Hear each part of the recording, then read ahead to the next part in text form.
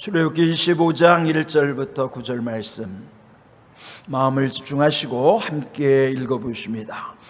여호와께서 모세에게 말씀하여 이르시되 이스라엘 자손에게 명령하여 내게 예물을 가져오라 하고 기쁜 마음으로 내는 자가 내게 바치는 모든 것을 너희는 받을지니라. 너희가 그들에게서 받을 예물은 이러하니 금과 은과 놋과 청색 자색 홍색 실과 가는 배실과 염소 털과 붉은 물들인 수양의 가죽과 해달의 가죽과 조각목과 등유와 관유에 드는 향료와 분향할 향을 만들 향품과 호마노며 에봇과 흉패에 물릴 보석이니라.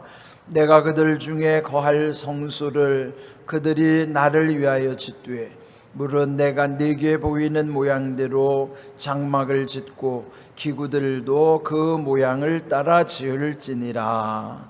아멘. 우리 함께 묵상하는 출애굽기는 그 명칭대로 애굽을 탈출하는 것, 그러니까 출애굽기 전체로는 애굽으로부터의 해방 구원이죠. 그런데 실제적으로 그 출애굽에 대한 내용은 이 앞에서 이미 15장 홍해를 건넌 다음에 그들이 함께 하나님께 영광을 돌리며 찬양하는 그 부분에서 거의 일단락이 되죠.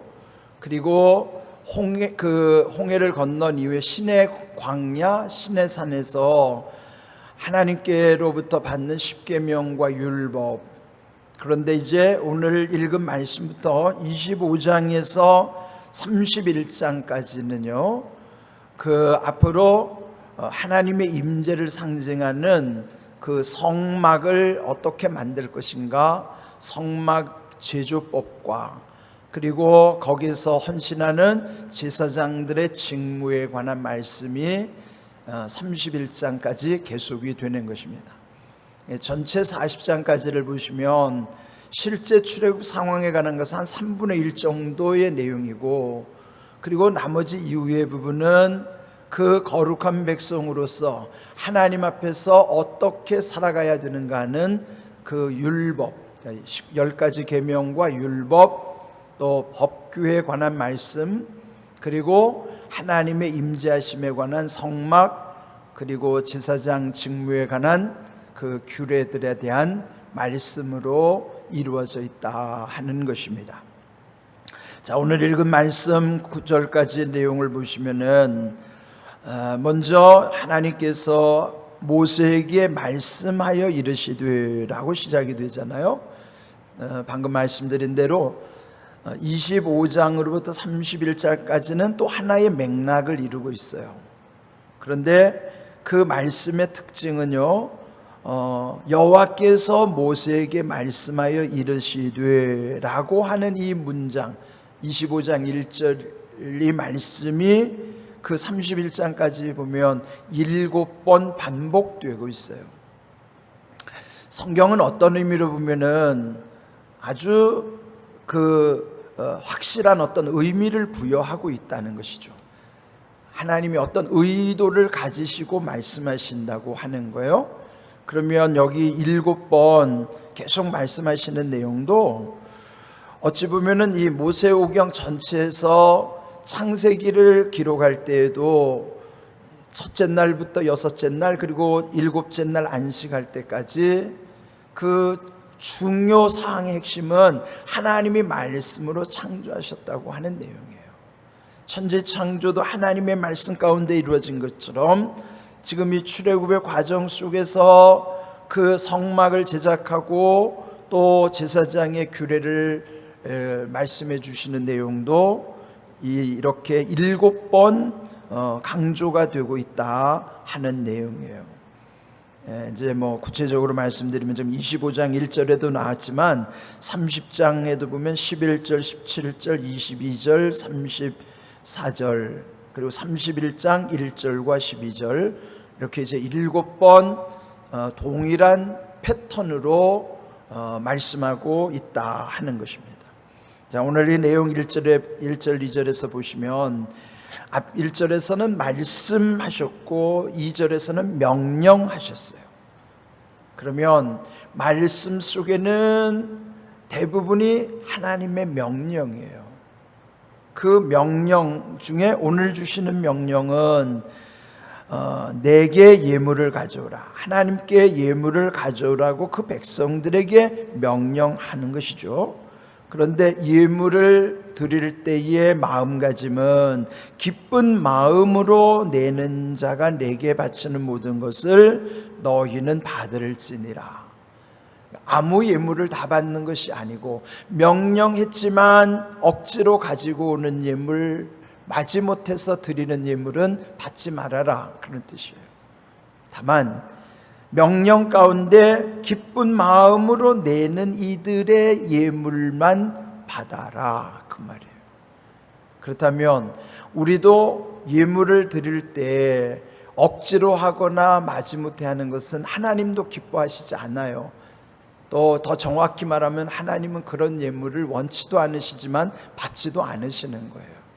그래서 우리가 예물 드릴 때 가장 중요한 본심, 우리의 본 마음은 하나님께 기쁨으로 드리는 예물이어야만 한다 하는 것입니다.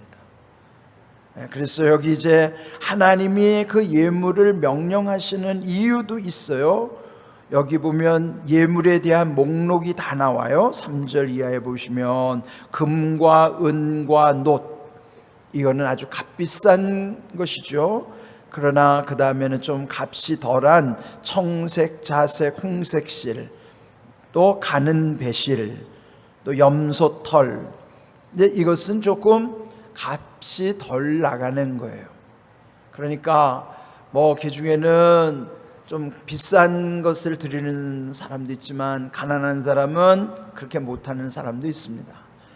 그렇지만 형편껏, 그러나 다 똑같은 마음은 하나님께 기쁜 마음으로 드려야 한다 하는 것입니다. 우리 형편이 어떠하든지 간에 하나님께 드리는 예물에 대한 마음가짐은 공히 기쁨으로 드려야 한다 하는 것입니다. 이런 예물을 왜 명령하셨는가? 여기에 모든 품목은 성소, 지금 오늘 제목이 성소잖아요. 그 성소라고 하는 것은 거룩한 곳, 즉 하나님이 함께 하시는 곳을 성소라고 하는 것인데, 그 성소, 하나님이 임재하시는 성소를 만드는 데 들어가는 목록들이에요. 거기에 들어가는 모든 그 물품들을 어떤 특정 세력이나 특정인들에게만이 아니라 모든 백성에게 다 오픈되어 있는 거예요. 다 열려 있는 것이죠. 적든지 많든지 크든지 작든지 그것은 하나님께 기쁨으로 드리는 자들에게서 하나님의 성소를 만드시겠다는 거예요. 오늘도 여러분이 기쁨으로 드리는 예물로 하나님의 교회도 세워질 뿐만 아니라 하나님의 나라도 이루어져 가는 것입니다. 그래서 우리들이 예물 드리는 마음가짐 중요하고요. 또 아울러서 여기에 이제 각종 품목들은 다 그 성소를 만드는 데 쓰이는 내용들이라 하는 것입니다.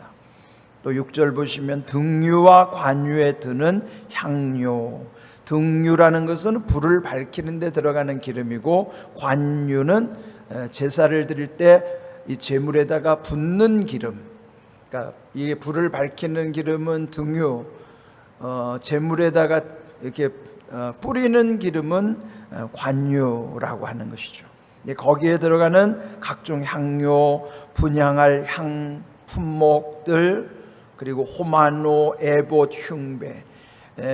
이 에봇은 제사장이 입는 겉옷이고, 흉배는 거기에 붙이는 이렇게 주머니 같이 생긴 12개 거기에 보석을 넣을 수 있는 그런 것입니다. 근데 여기에 모든 들어가는 것은 다 그 백성들이 하나님께 드리는 헌물로 만드는 것으로, 8절 내가 그들 중에 거할 처소를 그들이 나를 위하여 짓되, 즉 성소는 어떤 곳인가? 하나님이 거하시는 곳이라 하는 거예요. 그래서 그 다음에 9절 보시면 그 보이는 모양대로 장막을 짓고 기구들도 그 모양을 따라 지을지니라. 여기 이제 성소라고 하는 것은 어떤 한 장소인데 거기에 하나님이 함께 하시는 거룩함이 있기 때문에 거룩할 성자를 붙여서 성소가 되는 거예요. 구별된 곳에는 성이 붙죠. 성. 그래서 구별된 거룩한 곳이 성소예요. 지금 이 교회도 구별된 장소라 성소인 것이에요. 그리고 여기 드려진 모든 물품도 구별되어 있기 때문에 성물 이렇게 말하는 것이고, 또 여기에 장막도요, 장막은 하나의 텐트 같은 것이지만 그것도 구별되기 때문에 그 장막을 일컬어서 성막이라고 하는 거예요. 그리고 이제 나중에 솔로몬에 의해서 지어지는 그 전을 성전이라고 하는 거예요. 그 공통점이 뭐예요? 구별된 곳에 붙여지는 거룩함의 의미로서의 성자가 들어가는 거예요. 그래서 우리도 일컬어서 우리를 거룩한 백성이라고 해서 뭐가 붙어요? 성도라고 하는 거예요. 그래서 모든 구별된 곳, 거룩한 곳에는 성자를 붙이는 거예요. 그래서 여기도 지금 성소, 성막, 성물, 이 품목들이 성물인 것이죠. 그렇게 지금 이렇게 다 명령하심으로 그들이 참여하도록 하는 것입니다. 이렇게 하나님의 나라와 또 주님의 교회는 참여함으로써 이루어지는 것이에요. 어떤 한 특정인이 다 할 수도 있지 않겠어요? 교회도 그렇잖아요. 돈 많은 사람이 몇 명이 모이면은 사실 교회는 충분히 운영하고도 남아요. 그러나 하나님이 그걸 원하시는 게 아니에요.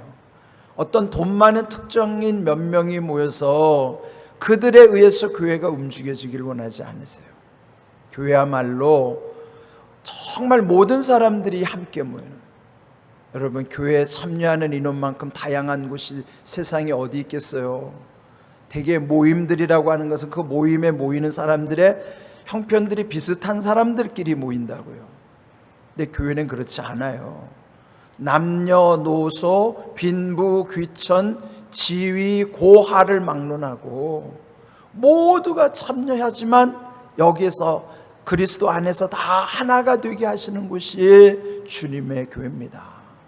그래서 여기는 자기 형편대로 하나님 앞에 최선을 다하여 섬기는 마음, 그런데 오늘 주신 말씀에 기쁜 마음으로 참여하는 이들로 하나님이 영광을 받으시는 거예요. 여러분, 이게 참 중요한 것이죠. 너희는 먼저 그의 나라와 그의 일을 구하라. 그리하면 이 모든 것을 너희에게 더하시리라. 예수님이 말씀하신 것처럼 먼저 그의 나라와 그의 일을 구한다는 건 예수님의 기도 가운데도 전반부가 그런 거예요. 예수님의 기도를 거기 가르쳐 주시는 기도 보세요. 하늘에 계신 우리 아버지하고 아버지를 알려주신 다음에는 아버지의 이름이 거룩히 여김을 받으시고 아버지의 나라가 이루어지게 하시고 아버지의 뜻이 하늘에서와 같이 땅에서도 이루어지기를 바랍니다. 여러분, 우리가 기도할 때 항상 이 네 가지가 중요해요. 먼저 아버지를 잊으면 안 돼요. 아버지 잊어버리면 아무것도 아니니까. 아버지 중요한데 그 다음에 아버지와 관련된 세 가지는 아버지의 이름과 아버지의 나라와 아버지의 뜻이에요. 먼저 그의 나라와 그의 일은 아버지와 아버지를 향하여 아버지의 이름, 하나님 영광을 받으셔야 되니까요. 그리고 아버지의 나라, 아버지의 뜻이 우리 가운데는 제일 중요한 거예요.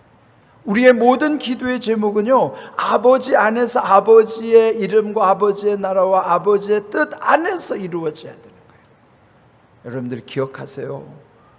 그 아버지 아닌 그냥 우리들이 구하는 것은 우리 욕심에 불과해요. 세상 사람 다 그렇게 구해요. 우리가 거룩하게 구별되는 성도로서의 기도는 그 앞에 아버지를 먼저 기억하면서 아버지의 이름, 아버지의 나라와 아버지의 뜻 안에서 모든 것을 구하는 것이 세상에 구하는 것과는 완전히 다른 거예요. 어제 새벽에도 말씀드린 것처럼 초창기 우리 기독교가 산에서 부르짖으며 나라를 살려달라고 구국의 제단을 쌓은 것도 그 맥락에서 시작하는 거예요.